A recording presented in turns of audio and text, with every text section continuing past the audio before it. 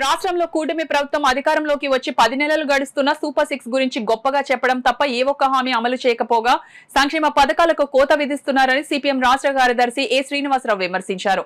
కాకినాడలో చేపట్టిన ప్రజా చైతన్య సైకిల్ యాత్రలో ఆయన పాల్గొని మాట్లాడారు. ప్రజా సమస్యల పరిష్కారం కోసం సిపిఎం ఆధ్వర్యంలో రాష్ట్ర వ్యాప్తంగా నిర్వహించ తలపెట్టిన ప్రజా చైతన్య యాత్రలో భాగంగా శుక్రవారం ఉదయం కాకినాడ సుందరయ్య భవన్ నుండి సైకిల్ యాత్ర ప్రారంభమైంది.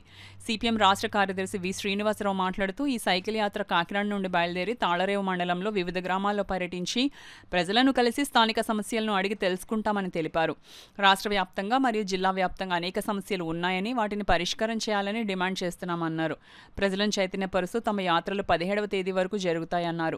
ప్రజలంతా తమ సమస్యలను సిపిఎం దృష్టికి తీసుకురావాలని కోరారు. ఈ సందర్భంగా సిపిఎం దృష్టికి వచ్చిన ప్రజా సమస్యల పరిష్కారానికి ఈ నెల 22 నుండి 28 వరకు వివిధ రూపాల్లో ఆందోళన చేపడతామన్నారు.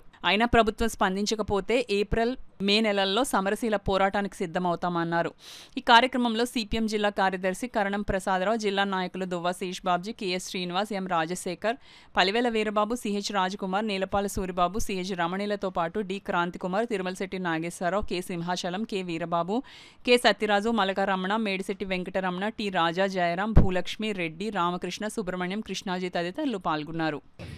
గ్రామాన్ని తిరిగి ఇంటింటికి తిరిగి ప్రజలను కలుసుకొని వాళ్ళ సమస్యలను అర్థం చేసుకుని వాళ్ళలో చైతన్యాన్ని పెంచి 22 నుంచి 28 వరకు ఆ సమస్యల మీద విజ్ఞాపనలు ఎంఆర్ ఆఫీసుల దగ్గర ధర్నాలు లేదా సచివాలయాలకు అర్జీలు ఇవ్వటం జరుగుతుంది.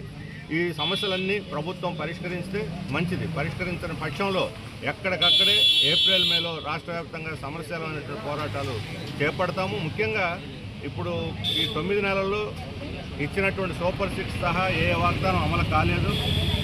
ఈ పైగా సంక్షేమ పథకాలు ఉన్నవాటి మీద కూడా కోతలు పెడుతున్నారు. ధరలు, కరెంట్ ఛార్జీలు కానీ ఇవన్నీ కూడా విపరీతంగా పెరుగుతున్నాయి. రేపు మనం అంతర్జాతీయ మహిళా దినోత్సవం జరుపుకోబోతున్నాం. ఈ అంతర్జాతీయ మహిళా దినోత్సవం మహిళలకు ఏం లేదు, వార్తలు తప్ప. వాళ్ళకి ఉచిత బస్సు ప్రయాణం అన్నారు, చట్టకోపం పెట్టారు. ఇప్పుడు అసలు ప్రయాణం ప్రారంభం కాకముందే వాళ్ళు రాష్ట్రం అంతా లేదు, లోకల్ జిల్లాల వరకే ఇస్తామని ముందే ప్రకటించేస్తున్నారు. అంటే ఆలు లేదు, చూలు లేదు అంటే ఎంతవరకు ప్రారంభించలేదు. ప్రజలు చాలా ఆశలు పెట్టుకొని ఉన్నారు. అది మాత్రం మేము జిల్లాలకే పరిమితం అని చెబుతున్నారు. మరి తెలంగాణలో కానీ లేదా ఢిల్లీలో కానీ అనేక చోట్ల ఈరోజు వాగ్దానాలు చేసిన చోట్ల మొత్తం ఆర్టీసీ బస్సులన్నిటికీ మహిళలకు ఉచితం. కాబట్టి మహిళలకు కూడా చట్టకోపం 1500 ఇస్తా ఉన్నారు, 1500 లేదు. ఈ రకంగా యూత్ నిరుద్యోగ వృత్తి అన్నారు లేదు, డిఎస్సీ అన్నారు లేదు. ఉద్యోగాలు ఇవ్వక ధరలు పెంచి సంక్షేమ కార్యక్రమం కోత పెడితే జనం ఎట్లా బతకాలి? ఇప్పుడు ఈ జిల్లాలో మంచినీళ్ళు సమస్య చాలా తీవ్రంగా ఉంది. ఇప్పుడు ఎండాకాలం వస్తుంది, ఉపాధి పనులు లేవు, తాగునీటి కూడా ఈరోజు ఎద్దడి కనిపిస్తూ ఉంది. పంటలు కూడా రెండో పంట పండుతుందా లేదనే అనుమానాలు వస్తున్నాయి. పండించిన దానికి గిట్టుబాటు ధరలు లేదు, మిర్చి రైతులు రోడ్డు ఎక్కుతున్నారు. ఈ రకమైనటువంటి ఒక అస్తవ్యస్తమైనటువంటి సంక్షోభ పరిస్థితులు రాష్ట్రాన్ని వేధిస్తున్నాయి. అందుకనే ప్రజల్ని కలుసుకొని ప్రజల్ని సమీకరించి